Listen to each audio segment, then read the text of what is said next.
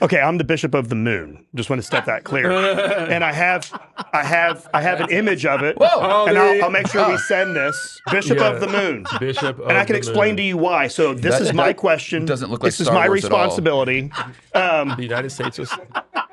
So there's ecclesiastical law that if there's a new discovery from the diocese, that the bishop of that new discovery is responsible for it. So the Roman Catholic Bishop of Orlando, which is where Nassau's in his geographical domain, in the Episcopal Diocese of Central Florida, Cape Canaveral and Nassau is in my diocese, Central Florida.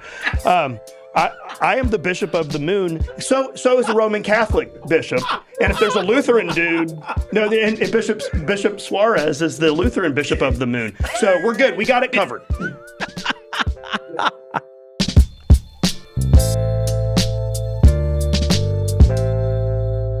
What does Orthodox Christian doctrine look like when the world it inhabits has become almost unrecognizable? When humanoid robots are household appliances, when the moon or Mars has a human colony, and there are fears of new military draft where we would be sending our congregation's young people into a war fought largely by autonomous drones and machines. I'm George Jetson.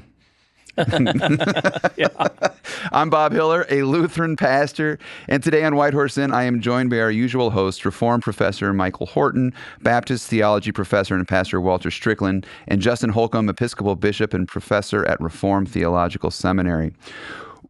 Gentlemen, we have been handed a letter from the future. A set of surprise hypothetical questions involving somewhat possible future scenarios put together by our producer, Caleb, and his own robots.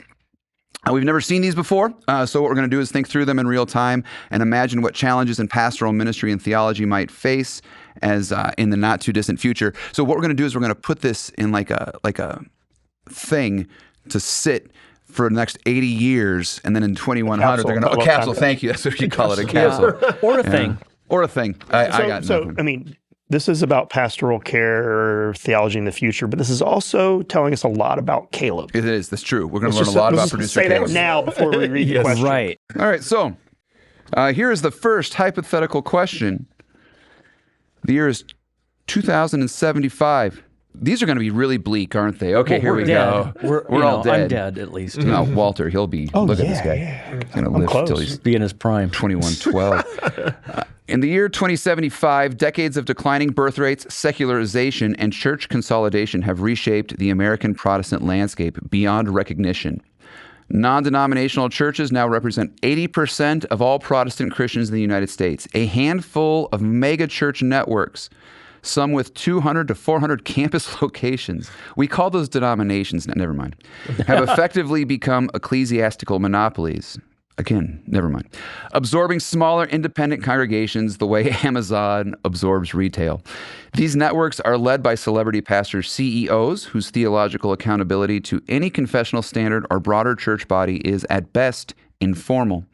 Many of your friends and neighbors are going to these churches, and you realize they have very little understanding of biblical preaching, the Lord's Supper, and what liturgy is. While talking to these friends, how would you try to make them aware of the issues within these monopoly-style churches? That says year 2075. I could read 2027. So, what do you think? This is actually where things are. Ryan Burge, who's a sociologist of religion, has a Substack. We had him come to the diocese recently and talk about the future.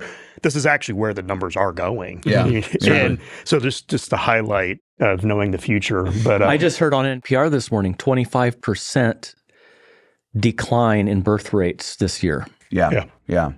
So 25%? So what do we incredible. say? Okay, you said friends and family members, those close to us are really into They're this. making their way towards those churches. What do we say to those things? Man, so I'm at a church where we just had a satellite campus of a church that's in Charlotte, and we're in Raleigh. If you're not familiar with the North Carolina landscape, it takes you 3 hours to drive from where we are to where the home, like mother church, where the preacher actually is. And so this is truly happening. It used to be that multi-site churches might have several locations in a specific region, in a metroplex. But now we are seeing this phenomenon happen. And one thing that I would be very concerned about is for people who go to these churches to respond to their pastor's embodied presence like into a celebrity, like wanting to get autographs, wanting to, and this has actually happened to me when I was walking with a figure who is pastoring a multi-site church. We were walking through a mall to get to a food court. Two young ladies came up to us like, oh my goodness, it's so-and-so. And I was nice to them when they came up. You did sign their shoes. You did sign their shoes, yeah. But the reality was, the question was, well, do we know you? The answer was, you're our pastor. Yeah. Wow. My hope would be that the response of a pastor and a member of a church encountering each other in a mall would be one of endearing care and affection, because there's a relationship there, familiarity there, that we've cried, we've suffered together, we've been. I mean, the nature of being a pastor is that you're with people during the highest highs and the lowest lows of their life. So day to day, we are, by the bedside of someone who's given birth to their first child after 2 or 3 miscarriages. Mm-hmm. And then we go down the hall or, to the other wing of the hospital, and we're in the oncology unit. I think too, you talk about embodiment. First of all, you can't talk about, even if you have the right theology, what we would say is the right theology, you can't really talk about God using means, physical, tangible means, to deliver his redemptive grace in Christ. If you start with a minister who's on a flat screen, Right.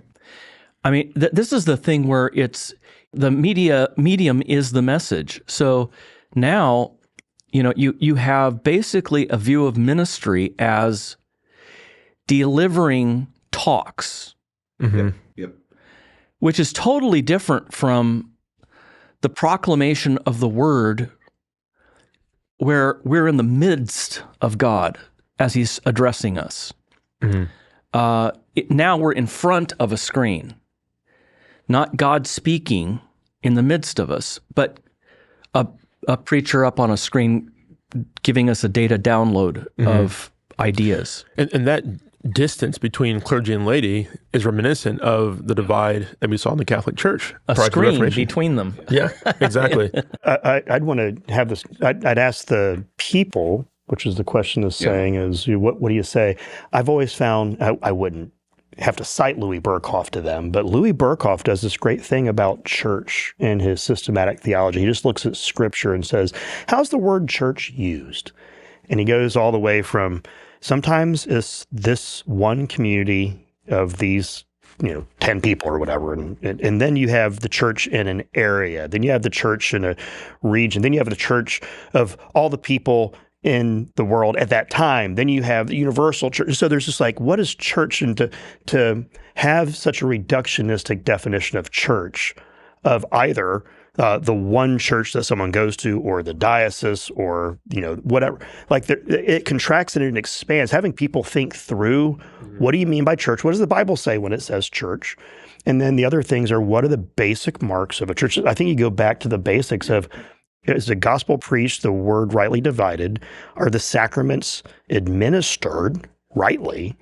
And then what type of discipleship discipline takes place? I mean, I think you need to go to some really foundational things. Whether they hear it or not, you have to ask the questions of Get them thinking about And it. Dustin, would looks you say rightly administered would be an embodied sort of presence doing that administering of the sacrament?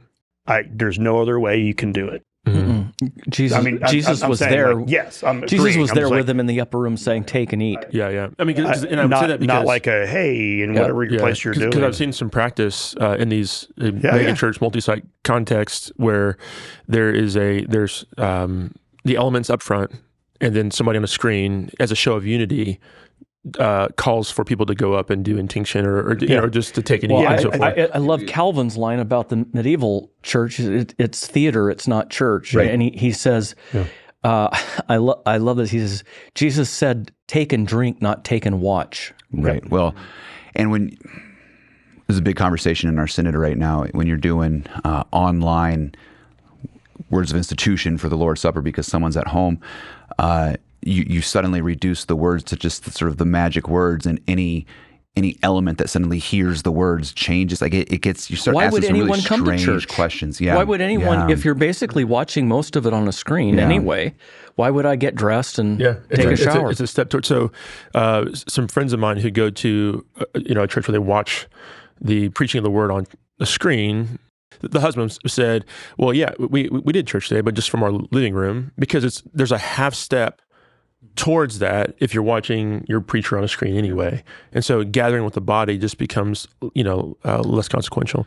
I always like to remind myself that when you read 1 Corinthians, Paul's writing the letter to the church in Corinth.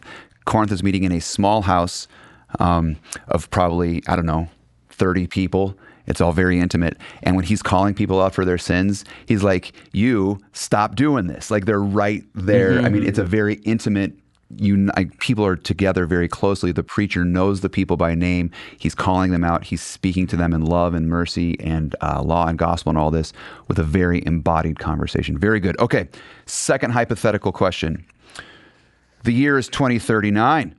Tesla's humanoid robots are common staples in American homes. A married couple in your church is going through a conflict. The husband admits to making an AI Claude agent that replicates a version of his wife based on her text, social media activity, and emails. He pairs this AI agent with the humanoid. When he is annoyed with his wife, he strikes up a conversation with the humanoid and spends time with it instead of his wife. As a pastor, what kind of biblical and theological catechesis is needed to come into play to help counsel this couple? Again, this isn't far. This isn't. This is not far This off. isn't far fetched because, there's a story of a woman in Japan who married a chatbot, Yeah. and people more and more are trying to resurrect their Lost loved ones. Yes. through AI. Oh, yeah. Yeah. So this really isn't far off. We are already in our mourning trying to move towards this kind of technology, and now we just have to bind those memories with a humanoid, and then we're there. So I think at the end of the day, the consciousness of the humanoid, even though it's mediated through the language and the words of his wife, is going to end up appeasing and sort of bowing its knee to whatever he would want. And at the end of the day, it's there to serve the one who made it. Yep. So if we're understanding the fact that our relationality is one that doesn't leave us neutral, it sharpens us as we move towards each other. So that moving towards each other as human persons in relationship is going to be one that's necessarily bumpy at times for the sake of sharpening each other as iron sharpens iron. It's going to curb my selfishness, not indulge it. Exactly. And so if we don't have that, if we just have these, I don't want to call them beings, these bots that are catering to our every desire, it really strips us of like the butterfly coming out of the cocoon sort of activity that really refines us as human persons. Yeah, the what needs to be addressed in the previous question and this one is the technological imperative that if you can do something doesn't mean that you should do something. And so there's a little bit of an impulsiveness both with the pastors who think, well, you got to do this with the church with technology, to this spouse who's doing the same thing with a relationship that, like, call into question because you can doesn't mean you should. And what the question is doing, and I'd want to point out to this person, this man, that the same thing that's happening with pornography in marriage is going to be happening here, but is pouring gasoline on the fire. Because what's happening is Closer that because to bestiality, actually, because you're committing adultery with a machine. Right. there you go. I just say that. Maybe that cuts to the chase. Right there. But because pornography is creating sexual dysfunction, where if a person is consuming and fulfilling their sexual appetite through pornography, it is messing up in numerous ways human contact, sexually intimate contact with other people. That's going to continue in this scenario, except it's going to happen with communication and a whole bunch of others. We're going to expand that. So just say, there's a warning here, brother, that what you probably already have seen, the havoc that you've wreaked with pornography use, you don't end up doing this if you're not already deep into pornography, most likely, is wreaking havoc there. You're going to make that worse. And also it's really demeaning to your wife. Well, that's that this is probably one of the most cruel ways you can treat your wife. well, the cruelty of saying you exist for me and only when you make me happy. So I've developed a robot that gives me what I like about you, and the rest of you I can dismiss. It's dehumanizing in the most cruel sort of way. So you're giving like, hey brother, like repent, good news, you're hurting yourself and you need to repent of this mess of what you're doing to your wife. There's a few places where you need to call them to repentance. If we're talking about, sexual expression within marriage, which is the context where God gave us to do that, the idea is to be known and accepted.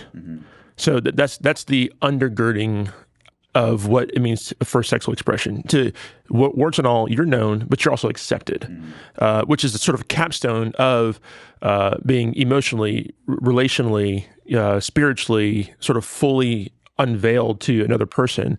And so now, if this is the case, I mean, you might have this conversation where conversation's flowing and this and that, but you're actually, at the end of the day, you're not being known and accepted by another human person. So it's almost like you're hungry, but you're eating a bunch of like cotton candy trying to get full. Yeah. But so you're eating, but you're going to get sick. Yeah. I love that point. So Tim and Kathy Keller wrote a book on marriage, and it says, being known and loved. Being known but not loved is our greatest fear. Being loved but not known is superficial. Exactly. And so it's like being loved by God, that's what marriage can look like. So, brother, you're missing out. There's a gift that comes. I mean, something good happens when I am known, and my wife is like, you're not being terribly lovable right now. Yeah. There's a socializing factor that kicks in that I'm missing out on if I have somewhere else to go where there's Think of Adam's response of elation when God creates Eve. Finally, bone of my bone and flesh of my flesh. All the other animals, no, not that one. No, are you kidding? A giraffe? No. Just go all the animals, parade of all the animals, and none of them fit.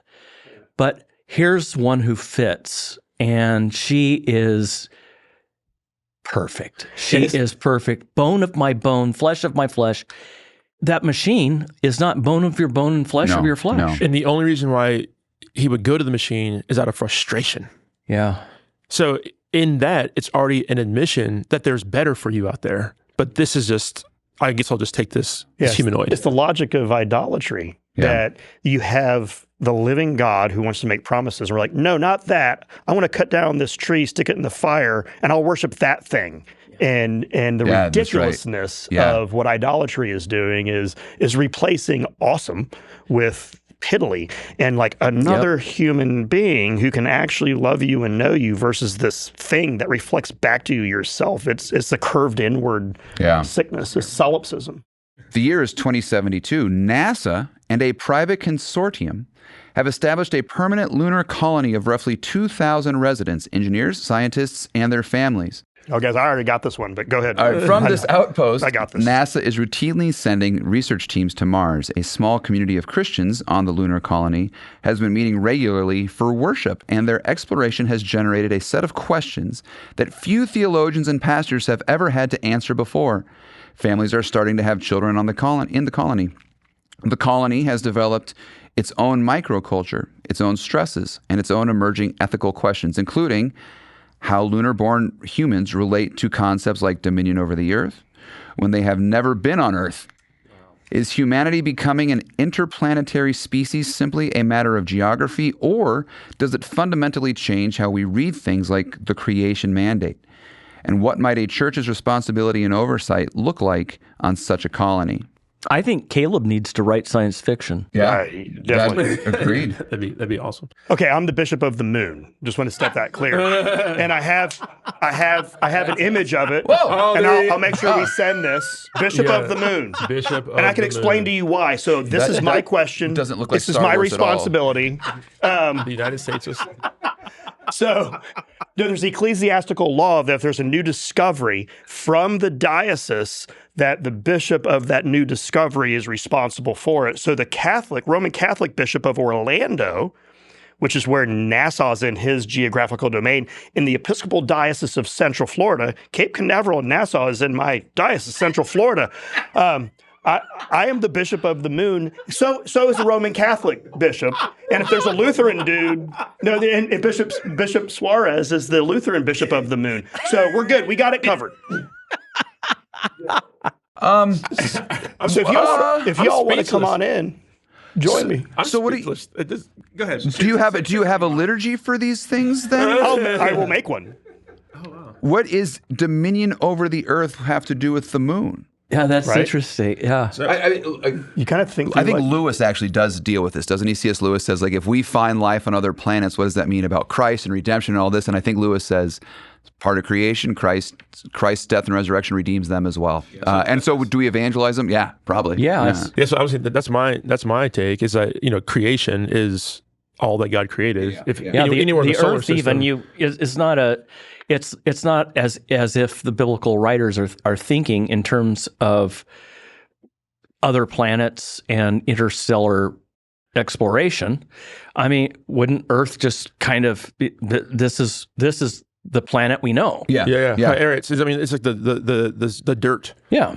And there's dirt wherever you might go. Yeah. And so, like, as far as cultivating, the challenges of cultivation are probably going to be very different. But to have dominion over, to exercise stewardship over, is kind of is the name of the game. Well, and we've got this, I think, in droves in the Old Testament, well, the whole scripture. He's the Lord of heaven and earth, Yeah. all of it. Like the whole created thing he made. Part of creation. When he says the heavens and the earth, Yeah. I think he's referring to the skies and the ground, like everything up there, stars, moon, sun, Yeah. all of it falls under the category of creation. And so if he's Lord over it and we have as human beings been given this sort of vice regency over the whole thing, we are responsible then to tend to that portion of the creation like we would tend to any other portion of the creation. So I guess I would say this, because we already know who the bishop of the moon is going to be, and because there's a few of us. of a wonderful like doctrine of creation, I think those actually lessen my anxiety about this conundrum. And I'll take everything you're saying into Yeah. consideration, guys. Yeah. Yeah. I think he'll be a benevolent dictator. Yeah, for sure. Yeah. I do think we'd have to think through kind of the ethics of colonialism in a different way. What does it mean to have a church in a different context that we need to bring to bear that we haven't thought of? But I'm thinking through, like, the Anglican Communion started from England and then spread out over the entire world. Like, what does it mean when you're importing something like that? So the importing of a way you do church to a completely different context where there's significantly different questions. Of course, justification, repentance, faith. But it'd be some interesting. the main question: scenarios. how do you extend the British Empire? there we go. To the moon. That's what we need. Yeah. I'm your guy. I thought this question was funny, and I'm amazed that Justin had the answer. Like, he's ready to go. This He has a meme for it. isn't hypothetical. People are sending the stuff to me left and right because Wow. they saw the ecclesial canon law. Your jurisdiction. Can we record an episode of White Horse Inn on the moon? Ooh, that'd be cool. I'd like to. As Yeah, long I as you would guys too. respect me more and don't make fun of me so much. It's a that's long tall. trip. It's too many hours in a very small Suddenly space. we're like, nope. Yeah. No. All right. Hypothetical question number 4. The year is 2029. That's not too far away. A wave of extremely convincing AI-generated preachers has emerged on social media and streaming platforms. One called Pastor Elijah, that's good, delivers 30-minute sermons with impeccable doctrine, warm pastoral tone, and personalized follow-up messages to each quote-unquote congregant. It has 4 million subscribers and is more doctrinally sound than most human pastors its users have encountered. Tens of thousands report genuine spiritual growth no human being is preaching. What does our confessional theology and categories say about the nature of preaching? Why it matters who speaks, not only what is said? And what is lost, if anything, when no human herald stands before a congregation? I was just talking to Mike about this just before we started recording. I believe it's over in Germany. There's robot absolvers. Have you seen this? Yes. Where you can go to the robot, you pick your language, if you want a man or a woman, voice, all this kind of stuff, and you confess your sins, and it will absolve you. And then out of its belly comes a ticket telling you that you've been absolved.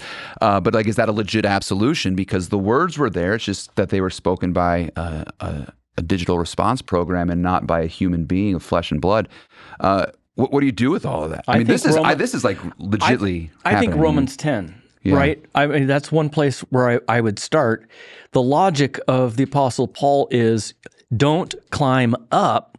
God has climbed down in Jesus Christ. Mm-hmm. Not only in the incarnation, but in the delivery of the message. Yeah. And so he says, so faith comes by hearing. The gospel doesn't say, how can I ascend to God? But how has he come down to me? He is as close as the word which we preach. Faith comes by hearing, and hearing by the word of Christ. If that's true, then how can they hear without preachers, and how can they preach unless they are sent? So there's not programmed. Right. There's a logic here to God coming all the way down to us. He doesn't come all the way down to us if we see somebody on a screen speaking in his name. Well, this gets back to something you were saying much earlier, Walter, just in terms of who's going to be at your bedside. There's something you need to understand. Preaching is not just a conveyance of ideas about God, and it's not just doctrinally sound teaching. Proclamation is the pastor who knows you as his congregation saying to you what you need to hear that week because of what's happening in your culture and your context. This body is given for you. Yeah, that's exactly right. The name given to you. This is a Gnostic way of understanding preaching, I think, that's very intellectually based. And yeah, it may have this effect on people where they say, that's a great idea. I want to start living that way. But God gives us preachers. He gives us pastors. Ephesians 4. These are given as gifts to the church. And what this AI-generated Pastor Elijah is a removal of the gift and a replacement. And it's the same thing as we were just talking about with the robot wife. It's just what I want to hear, exciting, great. Yeah. And I actually, theologically great preaching will never preach to me the law in a way that actually convicts me. It's going to be able to program it to be as safe as I want. I hear that so preaching, no, until you said preacher, I was like, oh, I'm not on board anymore. But how great if this was just a tool for someone to consume information like a book. There's a certain point where I'm like, yeah, sure, go ahead and listen to it. Sure. Not for your preacher, but listen to it as a resource. If there's something a podcast or a book, it's a technology of information that could be interesting. But for your preacher, no. And for all the reasons you all said, but also the doctrine of creation and what the Bible says about humanity is that we're the crown jewel of all creation. Mm-hmm. This is minimizing God's view of humanity and all of the Romans 10, everything, in addition to what we've already said, that nothing else in the entire world reflects God except for us in this way. And that's really meaningful. And what who was it that said the glory of God is a human fully alive? Irenaeus. And that has to be informing. We're missing out on what God says about being his image bearers.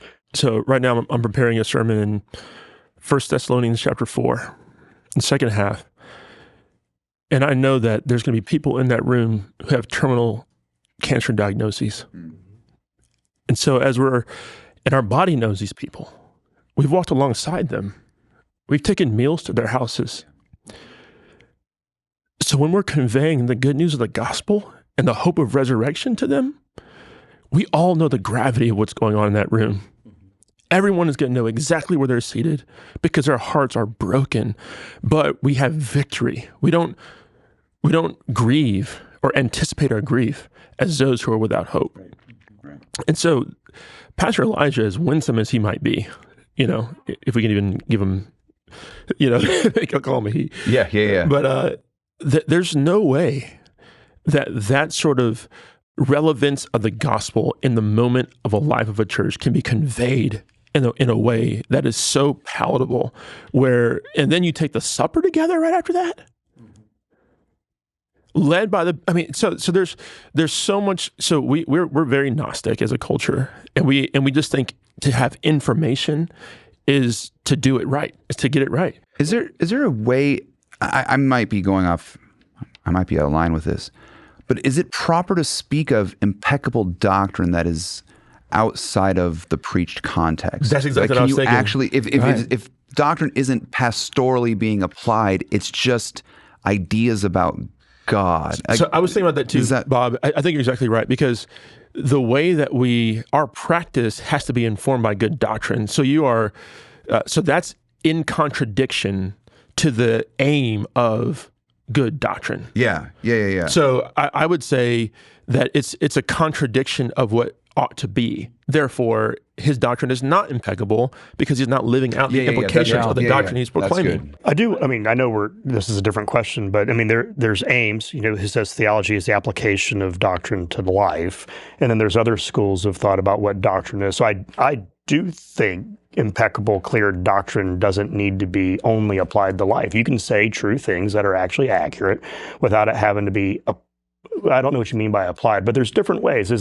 I'm not trying to say it's just the study, okay? Right. So I'm not trying to move away from the importance of saying the right things with the emotional moment in the room and what's happening in the body. But I think you can say true things, whether I apply it. I can say true things about the Trinity without it being applied. But the doctrine of the Trinity is given by God as a gift for us to know him better.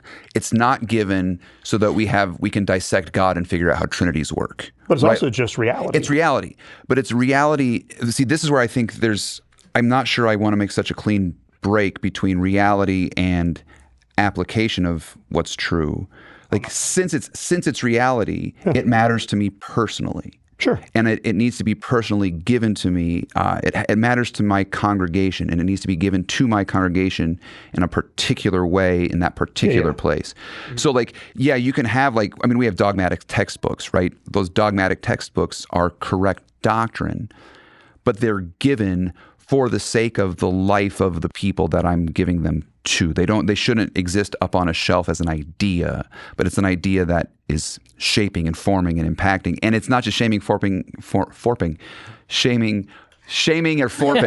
It's not shaping, forming theoretically. It's actual baptized people who are getting the Brother Elijah wouldn't have gotten those words wrong. Fair enough, which is why it's not nearly as much fun. So we're talking about pastoral theology. I think that's really where I'm hanging my hat right now. Yeah, because it's an interesting conversation. Yeah, this is great, because I do think we can write books on dogmatics, which are true theological ideas that square with the text of Scripture, that are just good and right. And so we have confessions, we have creeds, so we can do that work ecclesiologically as pastorally.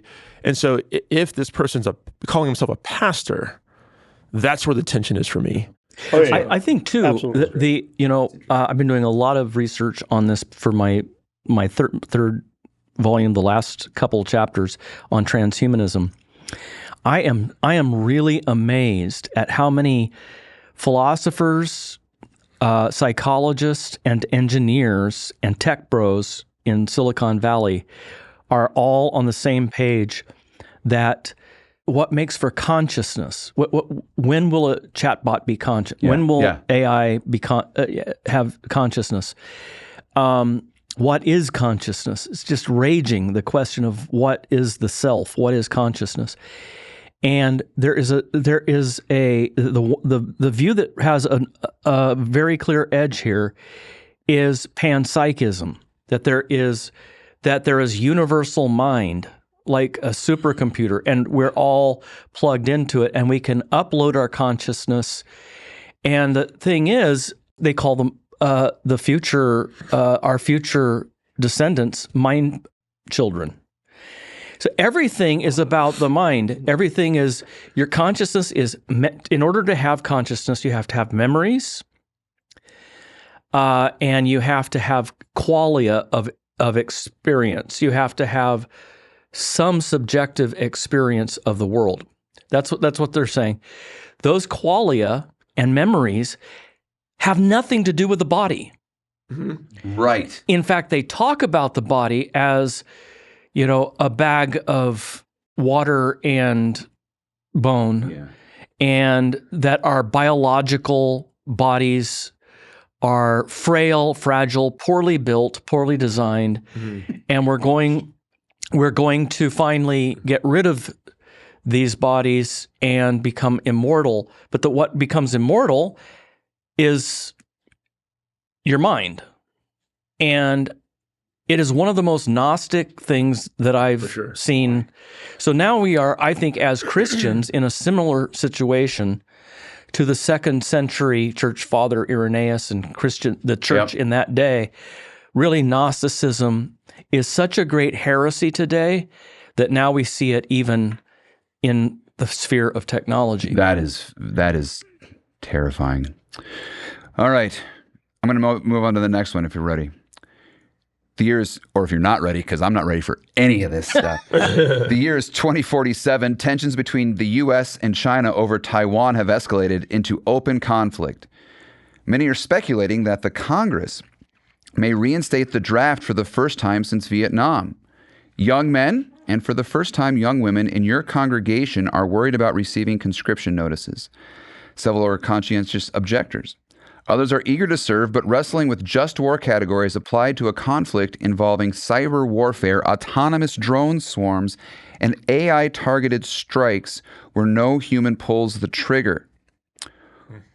What are ways pastors can theologically train their people to navigate these issues? I don't know what I will do with this. I actually don't think this is that far-fetched. Well, Paul Zoll, who's a retired Anglican priest, was on CNN probably 10, 15, 20 years ago talking about drone strikes and just saying, wait a second, and this was it during the Obama administration? Iraq war, maybe? I don't remember when it was, but some clips started popping up recently. I just, I know him. He sometimes is in Orlando area and, friends with him and appreciate him. And so I just saw this clip and I thought he was wrestling with that way earlier of just the drone. And this is, again, just gasoline on the fire because the issue is being drafted in to be a part of what he was arguing was an unethical way of doing war already. Yeah. Mm-hmm. I think that if we're talking about just war, I'm a big fan of just war. There are no holy wars because there is no holy land. But now it seems like all wars are holy. Everything's a holy war. Everything is fight to the death. This is between good and evil. Everything is between good and evil. And not just between states, but between civilizations. I think in this kind of situation, just war theory can no longer be relevant. We're going to have to think about how to augment just war theory to help make it not as bad as it possibly could be. Because to say that we embrace as a civilization just war theory is just not true. Right, right. So what do we think is the red line? I think we as Christians have a say in that, especially have a say in whether believers, young people in our churches, are going to be able to participate in an unjust war. It's the country that has the best technology, is the most advanced technologically, that wins because they're the ones killing masses of people, not machines. And the people who will suffer, they don't have the machinery. So it really will be a technopoly of whoever has the most advanced machines. Maybe Elijah can be the chaplain to the president in the future. Pastor Elijah can help. We could program him maybe to believe in just war theory. I don't want to know who's programming the pastor giving military advice. Okay. Yeah. All right, one more. Let's see if we can get one more of these problems here. The year is 2038. A biotech company has received FDA approval I'm already up. For a germline gene editing therapy that eliminates hereditary predispositions to several cancers, early onset Alzheimer's, and type 1 diabetes. It is expensive but increasingly accessible. Christian parents in your congregation are asking whether it is not only permissible but obligatory to use it for their unborn children.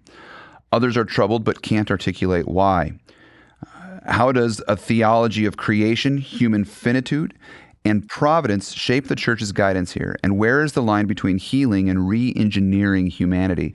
My son literally asked me this question last week. They were talking about it in their classroom. When is it okay to start doing work on embryos with gene therapy and stuff like this? And he was like, I mean, he's 15 years old, and he was literally like, Dad, I can't believe this, but I think it's certainly okay here, but I can't really say why. I mean, it's really a fascinating conversation. So what do you think? I mean, I think off the bat, I believe that the baby in the womb is a human being, and if there's ways in which that we can help that baby be healthier, that's something you have to consider. Like, it's a good thing to say, we're going to help this baby not have diabetes. We're going to help this baby not have severe cancers or onset Alzheimer's. Like, that's not necessarily a bad thing. Where I start to get worried is I prefer my children to have blue eyes and not green eyes. And I'm going to try and design whether or not I have a boy or a girl from within. Like, when it becomes, I think there's a difference. And I'm one of these people who can't articulate these things well. But in my mind, there's a difference between helping a person who is hurting and shaping somebody to meet my desires and my needs and my wants. Great distinction. Yeah, I think you just did it very well. Oh, great. You know, You should be a pastor. I mean, it is much. And think about it, because like, when you're reading, I was like, I'm game. I was waiting for the what's the thing I'm worried about? What's the thing I'm worried about? And it didn't kick in. But I mean, it's the life expectancy thing. Yeah. Like, how cool would it be if we could easily live to be 100? You know, because there was a time when you die at 25 or 30, then 40, then 50. And so we're joking about we'll be dead by then and whatever the year it is. And so what's the life expectancy now? Does anyone know? Is it 80? Is it 80s. Yeah. I mean, and that's creeping up. And so, yeah, if you can push back the effects of death in a way that's ethical. Now the question that did cause me pause is the parents are morally obligated to do it. Right. That's a really interesting part of it. That's Like, fascinating to me, too. Are you suddenly, like, if you don't do this, are you like a Christian Scientist who's like, I don't want to bring my kid to the doctor with all that? And like, so or transfusions. If you can do a blood transfusion and you're a Jehovah's Witness and you don't do it and the person dies because you're not doing a blood transfusion, are you morally obligated to provide therapy? If this is basic medical care for your child? Yeah.